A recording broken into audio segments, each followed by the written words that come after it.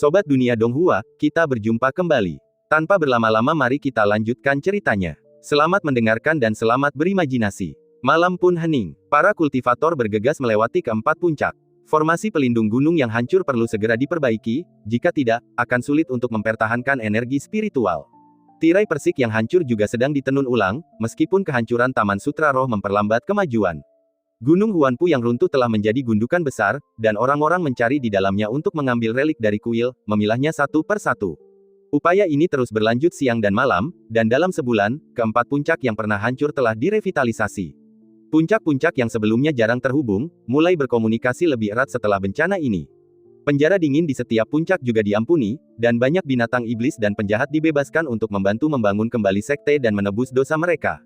Ning Xiaoling duduk di tebing, betisnya sedikit bergoyang tertiup angin malam.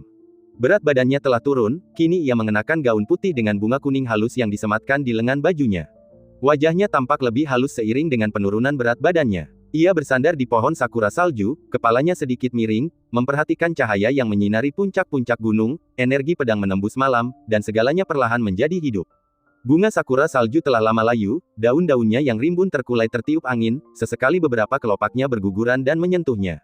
Usianya baru 14 tahun, tetapi penampilannya yang dulu lembut telah berubah drastis dalam sebulan, telah berubah menjadi sosok seorang pendekar pedang wanita yang acuh tak acuh dan acuh tak acuh. Langkah kaki terdengar pelan dari belakang. Lerou dengan hati-hati mendekati tepi tebing dan duduk di sampingnya, lalu memiringkan kepalanya untuk menatap wajah Ning Xiaoling yang tanpa ekspresi.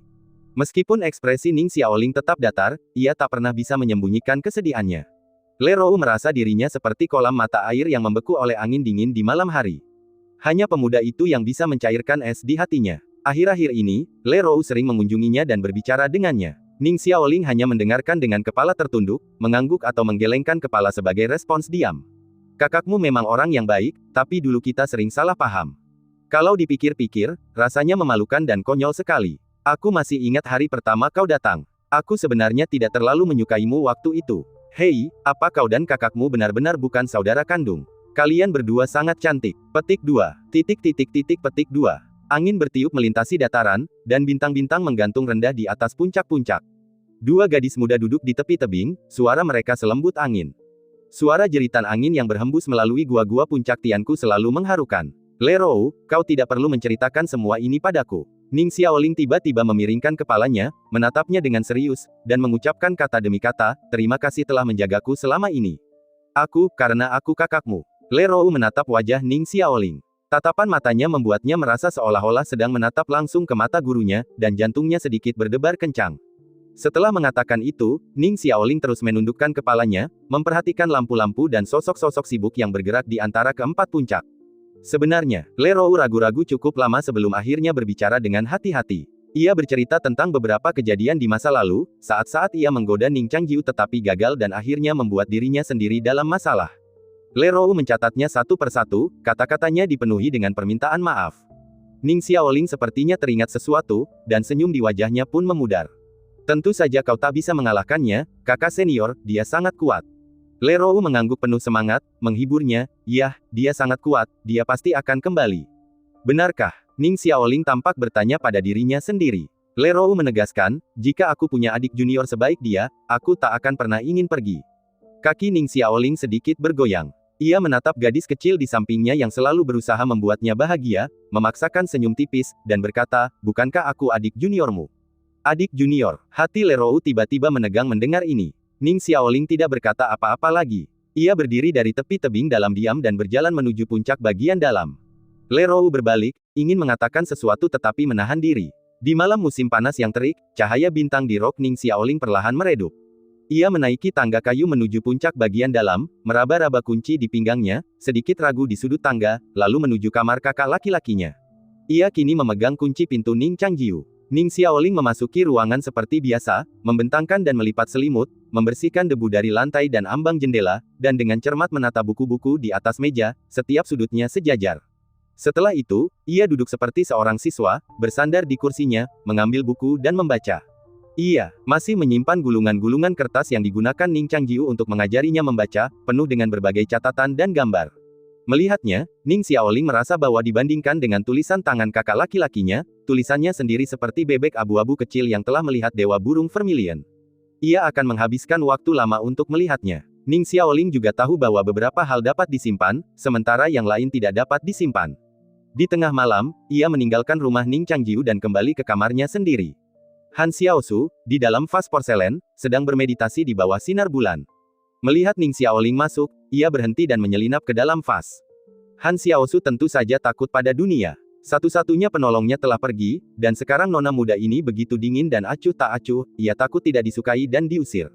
Ning Xiaoling tiba-tiba berbicara, fokus saja pada kultivasimu sendiri.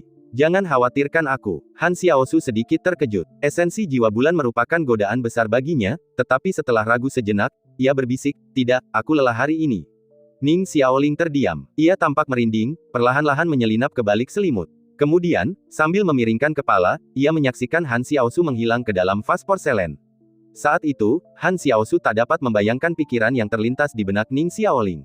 Zhang Qiyu belum pernah ke tempat seperti ini sebelumnya. Ia tidak tahu bagaimana senjata rock itu bisa sampai di sana, tetapi pandangan pertama yang ia lihat sungguh menakjubkan. Pemandangan di hadapannya terasa familiar. Seperti lukisan datar dan kusam, seluruhnya hitam putih. Setiap garis, dari kejauhan, tampak seperti satu titik. Namun, saat senjata, Great Peng, mendekat, titik itu perlahan melebar menjadi garis, dan semakin dekat, garis itu berubah dari garis menjadi permukaan 3 dimensi. Mereka jelas melayang ke atas, tetapi entah bagaimana, persepsi mereka telah bergeser menjadi jatuh. Dengan kedatangan mereka, seluruh dunia meregang, garis-garis meregang secara eksponensial, berhenti saat mereka bersentuhan.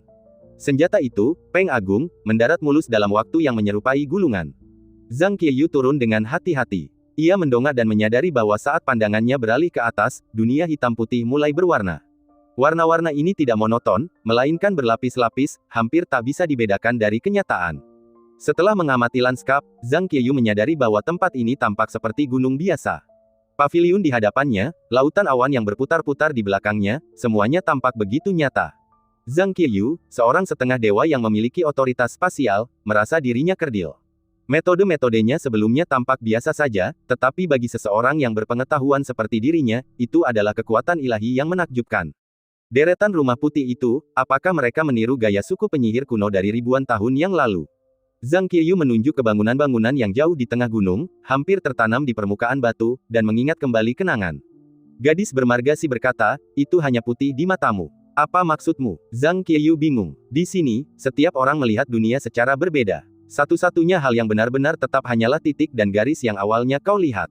Segala sesuatu yang lain hanyalah interpretasi subjektifmu. Zhang Qiyu mengerutkan kening, mengamati sekelilingnya dengan saksama. Ia mencoba memandang dunia secara berbeda, tetapi ia mendapati bahwa betapapun ia mencoba menipu dirinya sendiri, dunia yang dilihatnya tak banyak berubah.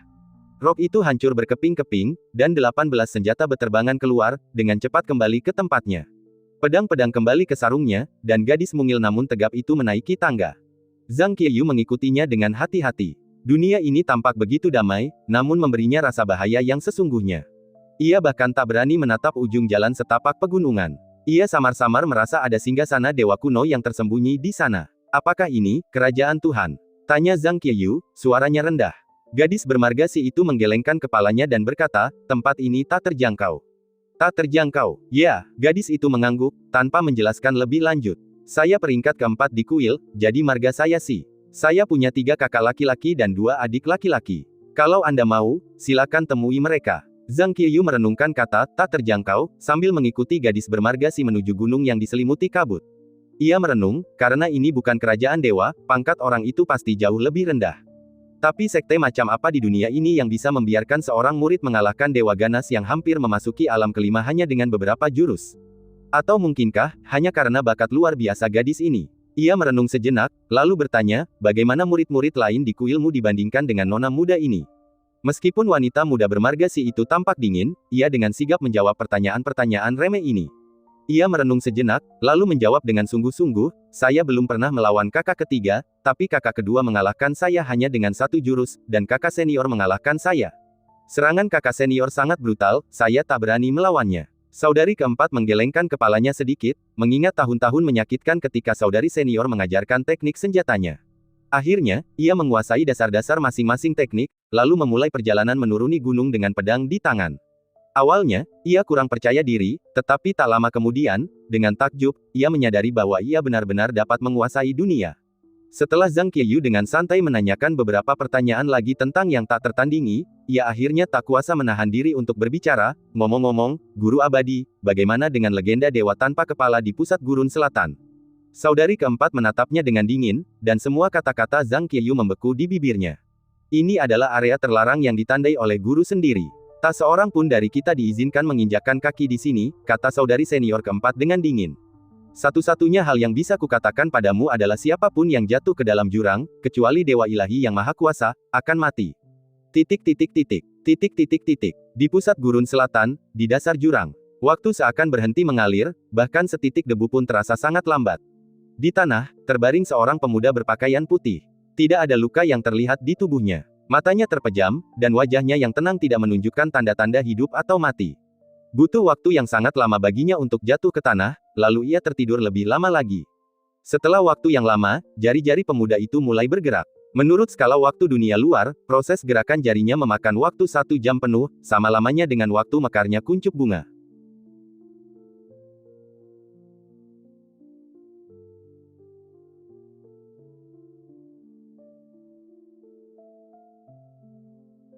Akhirnya kau bangun. Sebuah suara menggema di dalam hatinya. Ning Changjiu perlahan membuka matanya. Cahaya dari langit menyinari pupilnya, dan waktu seakan kembali mengalir perlahan seiring datangnya cahaya. Ning Changjiu menatap kubah abu-abu yang samar-samar tembus cahaya, dan kesadarannya akhirnya terbangun sedikit demi sedikit. Darah di pakaian putihnya telah mengering, dan luka-luka di tubuhnya berkeropang. Ia dikelilingi butiran pasir yang sangat halus, dan separuh tubuhnya terbenam di dalamnya, seperti fosil yang terkubur. Ning Changjiu menutupi kepalanya dan berjuang untuk bangkit dari tanah. Suara itu berasal dari tubuhnya, dan jenis kelamin suaranya tak dapat dibedakan. Ning Changjiu berpikir lama sebelum ia ingat bahwa itu adalah suara roh kitab suci pedang. Di mana ini? Ning Changjiu terbatuk beberapa kali dan berjuang untuk bangkit dari pasir halus di tanah.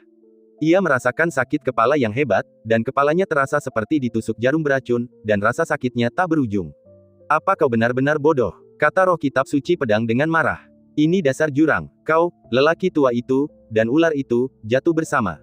Pak Tua, Ning Changjiu berpikir sejenak. Adegan terakhir di alam liar selatan berkelebat di benaknya bagai kilat, tawa liar Tuan Hanci, kepala 9 bayi jatuh ke tanah, tangisan Lu Jia-Jia yang penuh air mata dan putus asa. Bayangan-bayangan ini sulit dihilangkan, terputar kembali bagai mimpi buruk. Setelah beberapa lama, Ning Changjiu akhirnya tenang. Kemana Tuan Hanci dan 9 bayi pergi? Tanya Ning Changjiu. Suara roh kitab suci pedang terdengar dingin. Lihat ke belakangmu. Ning Changjiu merasakan hawa dingin dari belakang dan berbalik perlahan. Pupil mata pemuda itu mengecil, dan tangannya langsung jatuh ke pinggang, mencoba menghunus pedangnya. Setelah mencari sebentar, ia tidak menemukan apapun. Di hadapannya, sepasang pupil mata yang keriput dan layu menatapnya, menyerap seluruh tatapannya. Setelah Ning Changjiu mengalihkan pandangannya, ia melihat wujud lengkapnya. Itu adalah seekor ular besar dengan tubuh kering. Ia tampak seperti telah terpapar terik matahari selama ratusan tahun. Tak ada sedikit pun kelembapan di kulitnya. Sisik-sisiknya yang semula berpola seperti kerikil kini tampak seperti cangkang kura-kura kering. Sisik-sisik ini semuanya cekung ke dalam, dan seluruh tubuhnya tampak seperti bola kempis. Bisa dibayangkan daging dan darah di dalamnya hampir membusuk, dan tulang-tulang sekeras baja yang terbuka itu perlahan berubah menjadi pasir halus, menyatu dengan permukaan pasir yang halus. Ini, Ning Changjiu mengembuskan napas perlahan. 9 bayi. Baru kemudian ia menyadari tumor yang membusuk di antara pupil matanya, terkoyak oleh pakaian. Itu adalah mayat Master Hanci, yang telah mengalami transformasi aneh. Tak ada dewa tanpa kepala di dasar jurang. Yang menanti mereka hanyalah gurun tandus tak berbatas, tempat hukum waktu masih berlaku. Di bawah kekuatan waktu, jasad 9 bayi telah melewati zaman yang tak terhitung jumlahnya, bersama dengan pikiran gila itu, berubah menjadi abu. Bersama-sama, mereka membusuk, runtuh, dan berubah menjadi pasir halus bagai air mengalir. Jia-Jia, di mana Lu Jia-Jia? Hati Ning Changjiu kembali menegang. Meskipun ia telah menebas dengan pedangnya di saat-saat terakhir, memutuskan ekor 9 bayi, kepribadian Lu Jia-Jia membuatnya sangat mungkin untuk melompat. Jika ia melompat, pikiran Ning Changjiu dipenuhi pikiran mengerikan ini. Ia tahu bahwa meskipun jasad 9 bayi terbaring di tempat yang sama dengannya, jarak antara dirinya dan mereka, sebenarnya, lebih dari 1 abad. Roh kitab suci pedang mencibir, apa gunanya khawatir? Sekalipun kau masih hidup, bisakah kau keluar dari sini? Ning Changjiu terpuruk. Ia melihat sekeliling, ke langit yang luas dan gelap serta lautan pasir yang tak berujung, diam-diam berharap Lu Jia-Jia tidak akan jatuh. Mengapa aku masih hidup? Ning Changjiu menatap tangannya. Kulitnya hanya sedikit kering, tanpa tanda-tanda pembusukan. Roh kitab suci pedang berkata, aku juga penasaran. Mengapa kau seberuntung itu? Ning Changjiu menggelengkan kepalanya, itu tidak bisa dijelaskan dengan keberuntungan. Roh kitab suci pedang setuju, itu membuatku semakin penasaran. Apa asal-usulmu? Ning Changjiu tetap diam, perlahan-lahan mengingat catatan yang pernah dibacanya tentang alam liar selatan saat berada di perpustakaan.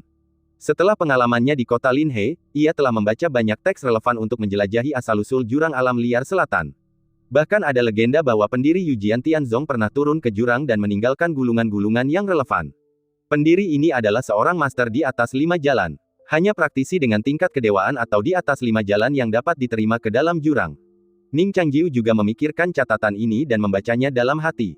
Kemudian ia berdiri dan melihat sekeliling. Pasir di bawahnya terlalu halus dan lembut. Setiap kali ia melangkah, kakinya akan terbenam ke dalam pasir, dan butuh banyak usaha untuk menariknya keluar. Ia menghampiri mayat Jiuying dan menatap pupilnya dengan kerutan yang tak terhitung jumlahnya. Di antara pupilnya, terdapat pedang berkarat. Itu adalah pedang abadi Minglan. Pedang itu juga sudah terlalu usang dan tak terpakai. Ia mengusap-usap bilah pedangnya dengan jari-jarinya, dan karat halus di atasnya berjatuhan bagai salju. Ning Changjiu menghunus pedangnya, dan dalam prosesnya, separuh pedang lainnya langsung menembus pupil Jiuying. Tolong, tolong! Saat Ning Changjiu menghunus pedangnya, terdengar teriakan minta tolong dari pedang itu. Tuan Sueyu, Ning Changjiu mengerutkan kening, teringat burung iblis yang pernah tersegel di pedang ini, lalu bertanya, apakah Anda masih hidup?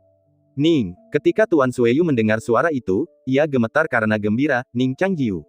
Tidak, Paman Ning. Paman, apakah Anda yang diutus Tuhan untuk menyelamatkan saya? Ah, saya akan mati, cepat keluarkan saya. Ning Changjiu bertanya, bagaimana saya bisa menyelamatkan Anda? Tuan Sueyu berkata dengan cemas, pedang ini hampir membusuk. Aku bersembunyi di inti pedang sekarang. Isinya hampir tidak cukup untuk seekor burung hidup di sini. Apakah kau punya pedang baru yang utuh?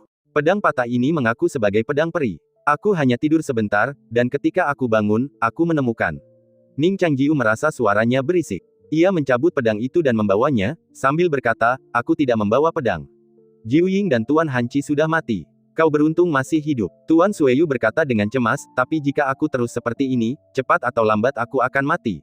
Paman Ning, pikirkanlah caranya. Jika aku tidak menyerangmu di kota kekaisaran, apakah kau dan Zhao Xianger akan memiliki hubungan yang begitu kuat? Petik 2 tanda tanya petik 2. Ning Changjiu terkejut, berpikir bahwa kau hampir membunuh semua orang, dan sekarang kau berani mengambil keuntungan dari hal seperti ini.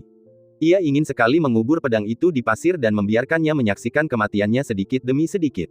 Sueyu Jun menangis dan berkata, Paman Ning, istrimu berjanji padaku bahwa jika aku membunuh 100 monster, dia akan mencarikan tubuh baru untukku dan melepaskanku. Kalian berdua tidak boleh mengingkari janjimu. Dan aku sungguh-sungguh bertobat, Paman, tolong jangan tinggalkan aku. Istri, ekspresi Ning Changjiu tiba-tiba berubah dingin. Hati Sueyu Jun bergetar, berpikir mungkin dia telah mengatakan sesuatu yang salah lagi. Ia mempertimbangkan untuk mengubah alamatnya, tetapi kemudian melihat Ning Changjiu mengikatkan pedang patah itu di pinggangnya dan berkata dengan tenang, hormatilah, itu tuanku. Sueyu Jun mengerti, sambil mengumpat dalam hati, mengapa kau berpura-pura di gurun tandus dan sunyi ini? Ia tersenyum dan setuju, baik, Tuan, terima kasih, Tuan Ning, karena telah menyelamatkan nyawaku. Roh kitab suci pedang meremehkan sikap patuh Sueyu Jun dan berkata, mari kita keluar dari gurun ini dulu. Ke arah mana? Kau yang putuskan. Kalau begitu, ke utara, kata Ning Changjiu secara naluriah. Kenapa kau tidak bergerak? Ke arah mana utara? Petik 2 petik 2. Ning Changjiu menatap langit yang mendung, seperti lapisan-lapisan tabir, cahaya redup mengintip. Di dunia tanpa matahari ini, cahaya redup itu memenuhi seluruh dunia. Ning Changjiu tidak ingin diam, itu membuatnya merasa dikelilingi oleh bahaya yang tak diketahui. Ia mulai berjalan melintasi gurun, mencari jalan keluar atau tembok. Nyonya Bai dengan jelas memberi tahu mereka bahwa ia telah memanjat dari dasar jurang. Karena Nyonya Bai bisa melarikan diri, tempat ini bukanlah jalan buntu yang sesungguhnya. Ning Changjiu berjalan cukup lama, tanpa merasa lelah, tetapi harapannya perlahan meredup. Gurun itu tak berbatas, tanpa ujung yang terlihat. Rasanya seperti ia sedang menyeberangi lautan tak berujung, seluruh dunia adalah hamparan air yang luas. Untungnya, ia tidak pernah melihat sisa-sisa 9 bayi lagi, menunjukkan bahwa ia tidak terjebak dalam kesulitan seperti dinding hantu. Setidaknya ia terus bergerak maju. Tapi, bagaimana mungkin ada ruang seluas itu di bawah jurang itu? Ning Changjiu mengungkapkan kebingungannya. Sebelum memasuki jurang itu, ia sempat melihat sekilas area luas seperti danau melingkar, dikelilingi oleh bidang hitam yang tampak seperti garis vertikal yang tak terhitung jumlahnya. Danau itu memang besar, tetapi bagaimana mungkin tak berbatas seperti lautan?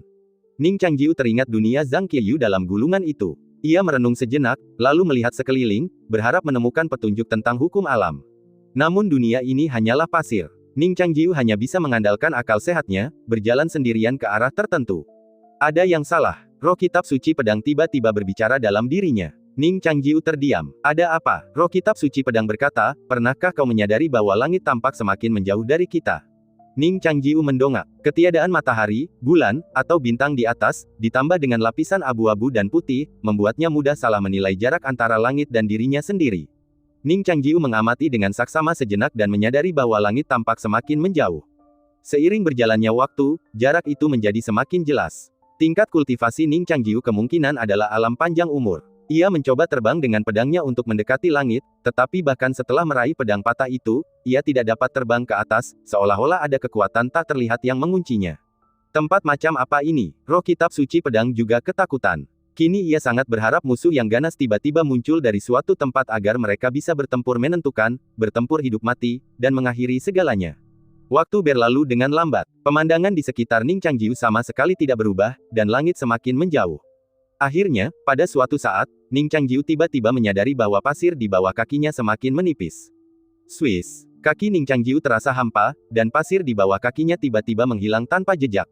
Tubuhnya tiba-tiba jatuh. Ada jurang lain di bawahnya. Butuh waktu lama bagi Ning Changjiu untuk mendarat lagi.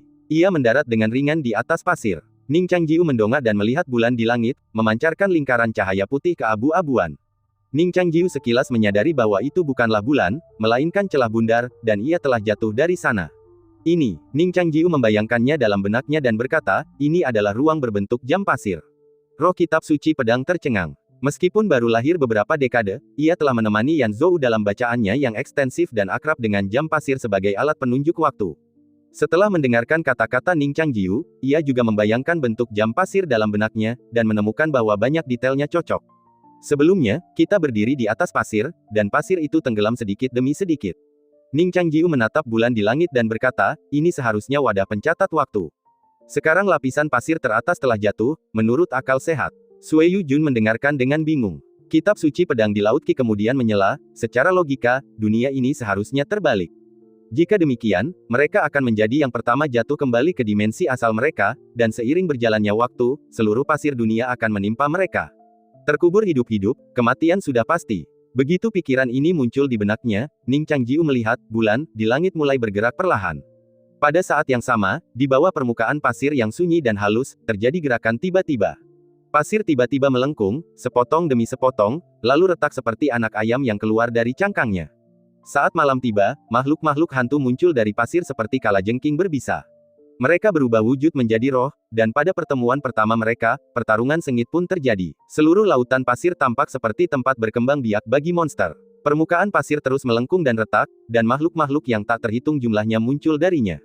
Dalam wujud jiwa mereka, kebanyakan dari mereka tampak berwarna putih yang hampir tak berwujud. Beberapa makhluk ini menyerupai bayi, tetapi berekor panjang. Saat muncul, mereka tiba-tiba melompat, membuka mulut mereka yang penuh dengan gigi segitiga kecil dan langsung menggigit leher makhluk lain yang baru muncul. Namun, tubuhnya terlalu kecil. Setelah menggigit beberapa makhluk yang menyerupai jiwa hingga mati, ia diinjak-injak ke dalam lumpur oleh kuku raksasa yang menyerupai gajah dan dengan cepat menghilang. Makhluk berkuku gajah raksasa itu bertubuh seperti kadal. Setelah menginjak bayi berekor panjang itu dengan satu kaki, ia berenang menjauh dengan cepat, meninggalkan serangkaian jejak kaki besar di pasir halus. Dari dalam Laut Qi, seruan roh kitab suci pedang bergema, ini adalah gajah naga. Bukankah seharusnya makhluk seperti itu sudah lama menghilang?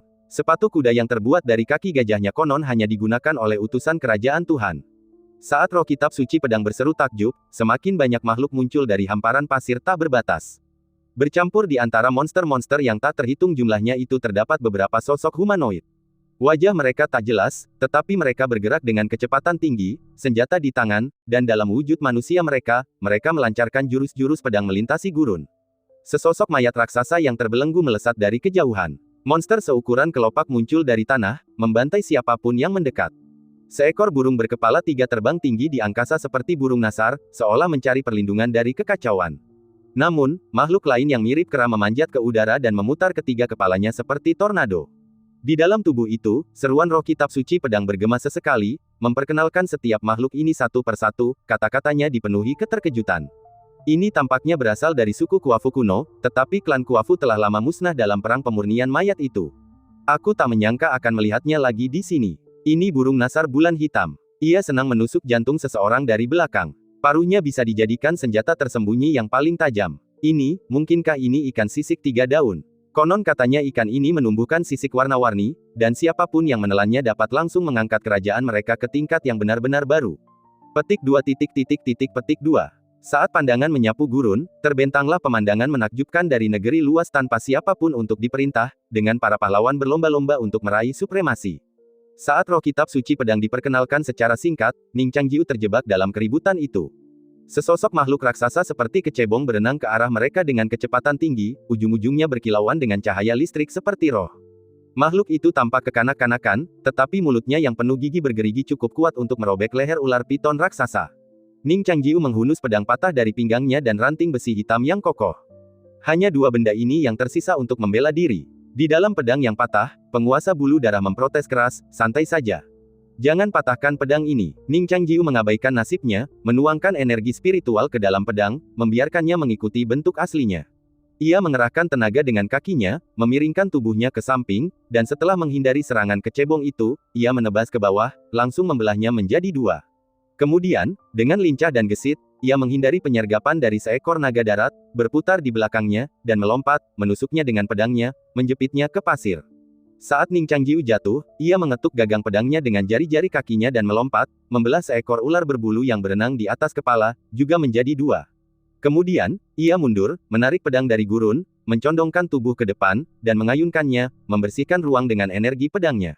"Aku mengerti," teriak roh kitab suci pedang. Mereka adalah makhluk-makhluk yang pernah mati di gurun ini, dan sekarang mereka telah dibangkitkan. Banyak dari mereka yang layak mati di sini adalah kerabat dekat para dewa, dengan darah dewa mengalir di tubuh mereka. Ning Changjiu juga memikirkan hal ini. Tak heran setiap kehidupan yang muncul di sini begitu kuno dan misterius. Kemunculan kembali salah satu dari mereka di dunia luar akan menyebabkan kejutan besar. Jika mereka tidak dalam wujud mayat hidup, Ning Changjiu tak akan bisa membunuh mereka dengan mudah. Untuk terus bertahan hidup, makhluk-makhluk itu harus membunuh kehidupan di dekatnya, tetapi ini juga sangat menguras energi mereka. Tak seorang pun tahu makhluk jahat apa yang ada di gurun ini. Ning Changjiu membangun domain pedang untuk menghalangi kedatangan makhluk-makhluk ini. Bulan, di langit bergerak turun. Ruang seperti jam pasir ini seolah tidak berputar di sekitar pusatnya, melainkan berputar di sekitar dasarnya. Setiap kali jam pasir itu terbalik, seluruh ruang bergerak menjauh. Kemana arahnya? Pertanyaan-pertanyaan memenuhi benaknya. Karena dunia terus berputar, banyak mantra Ning Changjiu tak dapat dirapalkan di ruang yang tak stabil ini. Ia tak punya pilihan selain terus bergeser dan bergeser mengikuti gerakan tubuhnya, sesekali menebas dengan pedangnya. Kehidupan yang menyerupai jiwa masih berkerumun di gurun, tetapi mereka sekarat dengan cepat. Cahaya jiwa yang meredup bagaikan suar yang menyala. Dalam waktu singkat, makhluk-makhluk yang lebih lemah di seluruh gurun hampir sepenuhnya dibantai. "Aku tahu," teriak roh kitab suci pedang lagi. "Bicaralah," kata Ning Changjiu terus terang. Suara roh kitab suci pedang sedikit ketakutan, "Aku punya ingatan tentang asal-usulku." "Tentang, asal-usulku? Asal-usulmu?" tanya Ning Changjiu bingung. Roh kitab suci pedang dengan bangga menyatakan, "Sebagai makhluk sederhana seperti manusia, ingatanmu tentang kelahiran dan masa kecilmu kosong. Tapi aku berbeda. Bahkan setelah aku lahir, aku masih bisa mengingat beberapa peristiwa sebelum aku lahir, peristiwa yang menyebabkan lahirnya kitab suci pedang ini." Ning Changjiu menghunjamkan pedangnya ke tenggorokan seekor kera raksasa, memutar bilahnya, lalu tiba-tiba melompat, mencengkeram tengkuk kera itu dan mengayunkannya ke arah koloni semut yang padat dan merayap. Dengan jentikan pergelangan tangannya, ia sekali lagi menggunakan energi spiritualnya untuk mengisi celah di ujung pedang dan mundur ke ujung di mana jiwanya lebih tipis, menghemat energi sebanyak mungkin. Roh kitab suci pedang bertanya, "Tahukah kau bagaimana teknik pedang paling orisinal dan tercanggih diciptakan?" Ning Changjiu tidak repot-repot menjawabnya, ia akan selalu menceritakannya sendiri. Benar saja, setelah menunggu jawaban beberapa saat, roh kitab suci pedang bergumam pada dirinya sendiri. Saat itu, leluhur memilih 100 prajurit dengan keterampilan luar biasa dan meminta mereka masing-masing mempraktikkan kitab suci pedang yang berbeda. 3 tahun kemudian, mereka dibuang ke gunung terpencil. Hanya satu yang akan selamat. Ilmu pedang orang itu akan menjadi yang paling kuat, paling efektif untuk membunuh. Inilah ilmu pedang sejati, bukan gaya yang ada saat ini, yang penuh hayalan dan dangkal, dan setiap generasi semakin buruk.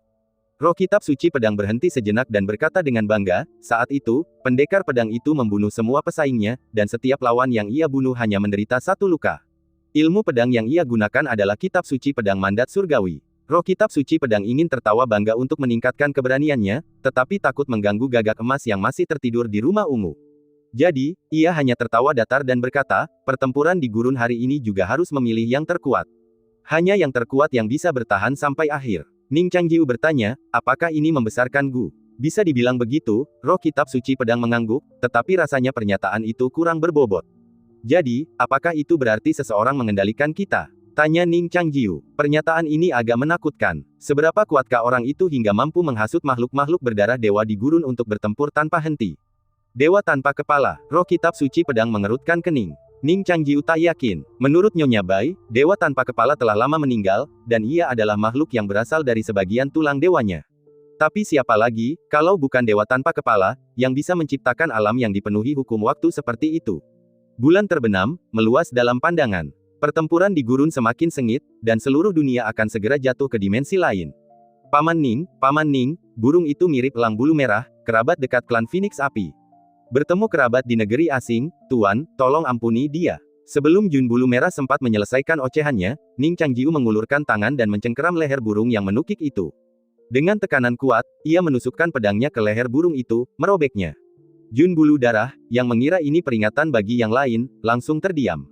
Dan jiwa-jiwa yang telah membunuh makhluk hidup di dekatnya itu semua berlari ke arah bulan, seolah ingin menjadi yang pertama menyerbu ketika bulan mencapai cakrawala, bagaikan ikan mas yang berlomba melompati gerbang naga. Inilah naluri kehidupan di sini, dan dalam arti tertentu, juga merupakan perwujudan hukum. Ning Changjiu tanpa ragu, dan mengikuti jejak jiwa-jiwa itu, mengejar ke arah bulan yang kosong.